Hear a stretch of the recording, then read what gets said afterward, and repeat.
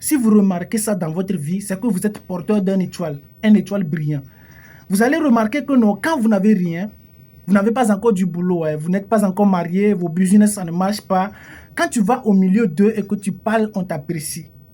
Mais maintenant que les choses, ça marche, tu as du boulot, tu t'es marié, tes affaires marchent, quand tu leur parles, c'est comme ils te disent que non, tu te fais voir, non, parce que tu t'es marié, que tu as changé. C'est-à-dire, toute chose que tu vas faire, ils vont trouver toujours du mot à dire. Ce n'est pas que tu as changé. Ce n'est pas que tu es devenu orgueilleux, mais toi-même, tu ne comprends pas. Tu n'as pas besoin de comprendre et tu ne peux pas comprendre. Moi, je te dis que tu es envié.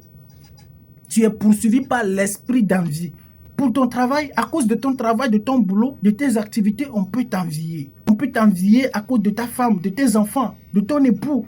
On peut t'envier parce que tu as épousé leur grand frère millionnaire, parce que tu as épousé leur grande soeur, leur petite soeur. On peut t'envier parce que tes enfants réussissent, ils sont intelligents, ils voyagent. On peut t'envier parce que tu changes des habits. Même si au fond, ils ne comprennent pas ce qui se passe. Ils ne connaissent pas la réalité, la vraie réalité de ta vie. Ils t'envient.